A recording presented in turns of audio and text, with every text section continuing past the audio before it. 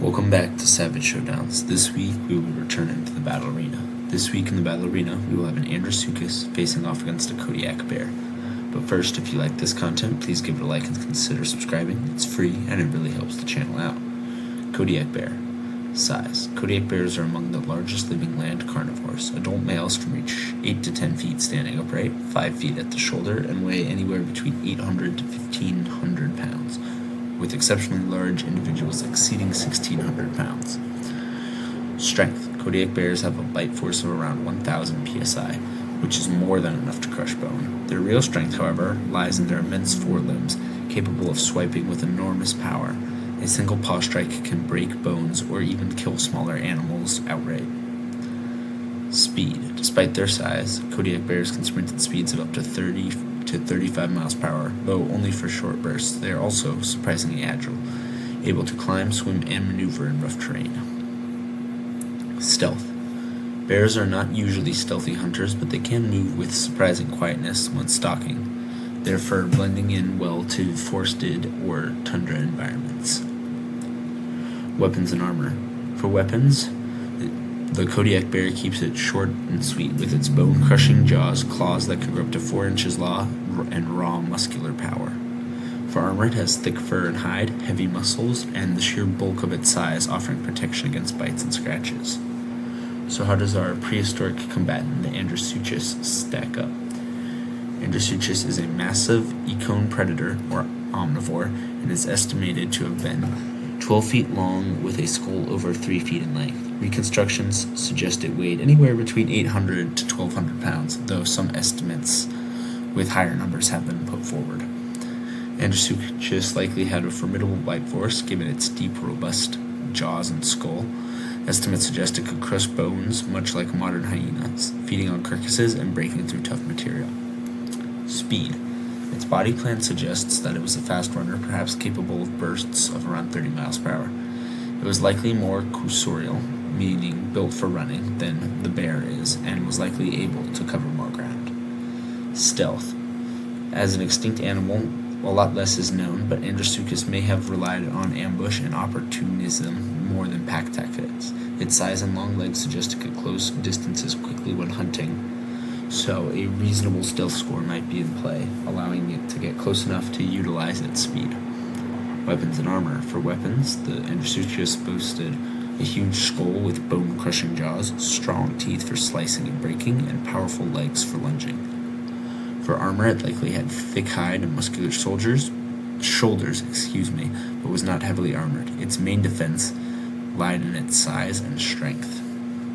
So those are our two competitors, but who wins? Let's find out.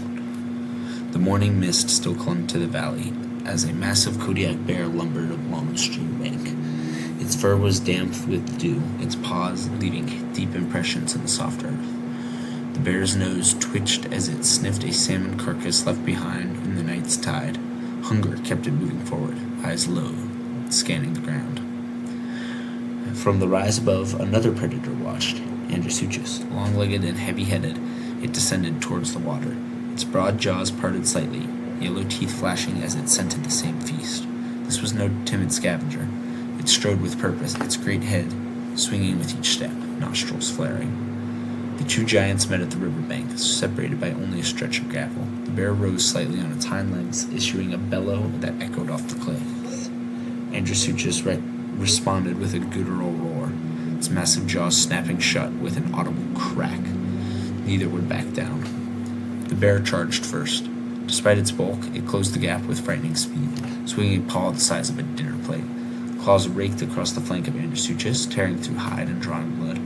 The large-headed predator recoiled, but only for an instant. With a surge of power, it lunged forward, its massive jaws clamped around the bear's shoulder. The sound was like green wood splitting. Andrewsarchus's teeth sank deep, pressure grinding against bone. The bear roared in fury, twisting violently, its bulk and loose hide allowing it to wrench free, though the wound was severe. Blood darkened its fur, but rage drove it on. The Kodiak struck back with relentless fury. It barreled into the flank of its rival, driving its weight forward and toppling Andrewsarchus onto its side. Dust and stones flew as the two titans grappled. The bear's teeth found flesh, biting down on the predator's neck, while its claws tore at the rib cage. Andrewsarchus flashed, its long legs kicking with desperate force. A heavy hoofed strike caught the bear in the ribs, staggering it back. Freed for a moment, the Andrewsarchus lunged again, its massive jaws snapping shut on the bear's foreleg, crushing down with a sound that echoed across the valley. The bear's roar turned into a guttural snore as it fought against the pain. The fight raged in violent bursts, bear swiping, biting, and grappling, Andrewsarchus lunging, crushing, and tearing. Both dripped blood, both gasping, strength waning as the struggle dragged on. In the end, the bear's stamina began to falter. Its shoulder and leg wounds bled heavily, and each moment grew slower. Andrewsarchus circled, eyes fixed on its weakening foe. With a final burst, it surged forward and clamped down on the bear's throat. The Kodiak thrashed, claws carving deep furrows into its attacker's side. But the crushing jaws did not relent, and it was too tired to keep fighting. At last, the bear's struggles ceased. Its massive body slumped to the ground, dust settling around it. Andrewsarchus released its grip, sides heaving with exhaustion, blood matting its hide and pooling at its feet. For now, the riverbank belonged to the great skulled predator. Overhead, ravens circled, waiting for their turn at the feast. Andrewsarchus wins. This fight definitely could have gone either way, especially with evidence beginning to emerge that Andrewsarchus was likely more of a scavenger than previously believed. Still a predator, but with more scavenging tactics than were once thought. And either way, this fight was very close, as evidenced by the deep wounds on both parties and a final struggle. I honestly don't know who would win the majority of these fights. I chose the Andrewsarchus out of kind of a coin flip. This is a very close fight, and with the new evidence emerging, it makes it even closer. So, definitely a close fight that could have gone either way, but for this instance, the Andrewsarchus won. But let me know what you think in the comments down below. Feel free to suggest any future fights. Don't forget to like and subscribe, and I will see you in the next Savage Showdown.